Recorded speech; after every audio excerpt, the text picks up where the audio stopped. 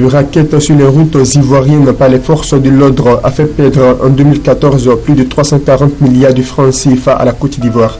C'est ce que révèle une étude financée par la Banque mondiale et réalisée par l'École nationale supérieure de statistique et de l'économie appliquée d'Abidjan. Sans toute attente, Human Rights Watch s'est dépêché d'inviter le gouvernement ivoirien à relancer ses efforts pour lutter contre ce fléau qui fait mal à l'économie nationale. Depuis 2011, des mesures ont été prises pour éradiquer le phénomène. Des mesures qui ont permis de réduire les raquettes à Abidjan, la capitale économique. Ce qui n'est pas le cas pour les villes de l'intérieur, notamment au nord et à l'ouest du pays, selon Human Rights Watch. L'Autorité nationale de régulation des marchés publics organise à Grand-Bassam un séminaire de formation à l'intention de la section ivoirienne du réseau des parlementaires africains contre la corruption sur les procédures d'élaboration du budget, de passation et de régulation des marchés publics. Cette formation de parlementaires se fait au regard des missions de l'Assemblée nationale dans le processus d'adoption du budget et du contrôle de son exécution. L'objectif est de renforcer la bonne gouvernance en Côte d'Ivoire. Le gouvernement ivoirien veut lever 150 milliards de francs CFA sur le marché régional à travers les soukouks, entendez les obligations islamiques, d'ici fin 2015. C'est l'annonce faite par le porte-parole du gouvernement, Bruno Nabagné-Koné, au terme du Conseil des ministres délocalisé à Bondoukou, à 416 km au nord-est d'Abidjan, ajoutant qu'un roadshow va débuter dans le dernier trimestre de l'année. La récolte d'anacarde en Côte d'Ivoire a atteint 625 000 tonnes en 2015, une hausse de 11% par rapport à la saison précédente. Les exportations ont, elles, rapporté 337 milliards de francs CFA.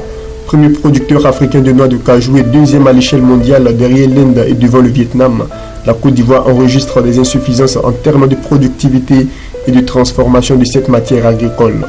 Selon les chiffres du rapport Cashew Handbook 2014, environ 540 kg d'anacarde sont produits par hectare en Côte d'Ivoire contre une moyenne mondiale supérieure à 800 kg. Plus de 90% des noix de cajou ivoiriennes sont exportées à l'état brut. Les autorités ivoiriennes se sont fixées pour objectif d'atteindre un taux de transformation de 15 à 35% d'ici 2016. La Banque centrale populaire portera à 52% sa participation dans chacune des 10 banques populaires régionales. L'opération se traduira par des augmentations de capital de montant global de 11,4 milliards de dirhams. Dans l'attente de cette annonce, les titres du groupe bancaire marocain ont été suspendus de la bourse de Casablanca où ils sont cotés. La nouvelle ne devrait pas surprendre les investisseurs car cette action entre en droite ligne dans le processus de réforme des crédits populaires entamé depuis quelques années. Le chemin entrepris depuis un certain temps ne sera pourtant pas facile. Le modèle des augmentations de capital prévues sera particulièrement suivi. Mais, dans une dimension au moins financière, le crédit mutuel devra véritablement assurer sa mutation vers la maturité, à savoir concilier l'esprit de la mutualité et les exigences liées aux nouveaux enjeux de la gestion bancaire.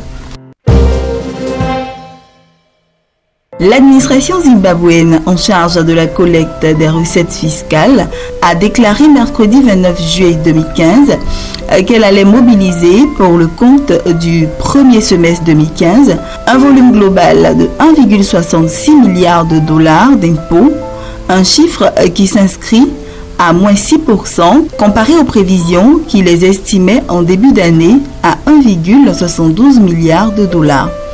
Les responsables de cette institution publique ont déjà fait savoir que l'année 2015 risque d'être difficile pour le pays qui doit faire face à un recul net des prix des ressources minières et des matières premières agricoles. Barclays Africa a annoncé le 29 juillet sur la bourse de Johannesburg des performances positives pour le compte du premier semestre s'achevant au 30 juin 2015 avec un dividende net par action attendu à 4,5 rands. Un chiffre qui s'inscrit en hausse de 13% comparé à celui de la même période en 2014. Cette performance globale a été tirée par une robuste croissance des opérations du groupe sur le reste de l'Afrique où les revenus brusques par action ont progressé de 22% pour atteindre 1,2 milliard de rands, soit 95,22 millions de dollars contre une progression plus faible sur le marché sud-africain, 8% seulement, mais qui s'établit quand même à 5,5 milliards de rands, soit 435,2 millions de dollars. Dans le détail, on relèvera que les prêts et avances faites à la clientèle ont augmenté de 7% à 674 milliards de rands.